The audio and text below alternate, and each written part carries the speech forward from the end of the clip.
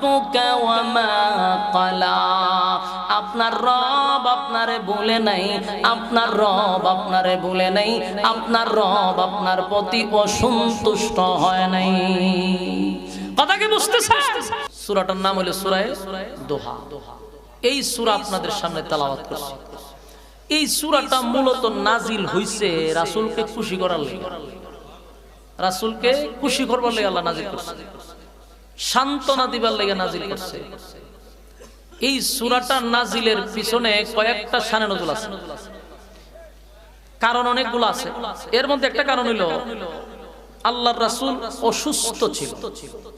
তো অসুস্থ থাকা অবস্থা রাসূল রাতের বেলায় উঠতে পারতেন না, কন্টিনিউ তাহাজ্জুদ পড়তো। তো অসুস্থ হয়ে গেছে, এই জন্য উঠতে পারে না। তো রাসূল তাহাজ্জুদে দাঁড়ায় তেলাওয়াত করত। এই তেলাওয়াত শোনার জন্য আবার কিছু মূর্তি পূজারীরা রাত জেগে বসে থাকতো, মানে রাসূলের তেলাওয়াত শুনবার লাগি। তো রাসূলের প্রতিবেশী, সবচেয়ে কাছের প্রতিবেশী ছিল আবু লাহাব, মানে কাছাকাছি।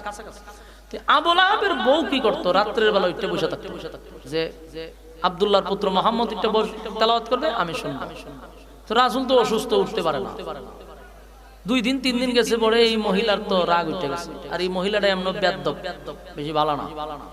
এই বেয়াদব মহিলা রাত্রের বেলা উঠে রাসূলরে পায় না, মাথা গরম হয়ে গেছে। তো রাসূলের কাছে গেছে, গিয়া কয় ঘটনা কি?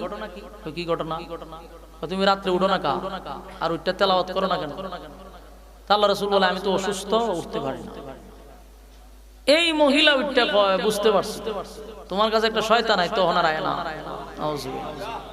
জিবরাইল শয়তান বানাইছে, তাই জন্য আগে হইছে বেয়াদব। এই মহিলা এই কথা বইলা উঠছে।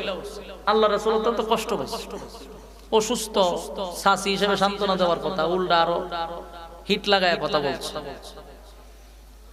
এটা আল্লাহর একটা হিকমত। যদি রাসূল প্রতিদিন তাহাজ্জুদ পড়তো, তাহলে তাহাজ্জুদ আমরা লাগি ওয়াজিব হয়ে গেল। রাসূল অসুস্থ হয়ে যেত মাঝে মধ্যে, কারণ ওহী যে নাজিল হইতো, এটা তো ওজন বেশি, লোড মারাত্মক। রাসূলের শরীরে কম্পন সৃষ্টি হইতো প্রথম মাঝে মধ্যে। আল্লাহ ওহী বন্ধ করে কিছুদিন রেস্টে রাখতেন। এটা একটা কারণ। আরেকটা কারণ হইলো মক্কার কিছু লোক আছিল, তারা আগের থেকে ধর্ম প্রচার করত। এখন দেখেন এই 3 দলের মাথা পুরা গরম হয়ে গেছে।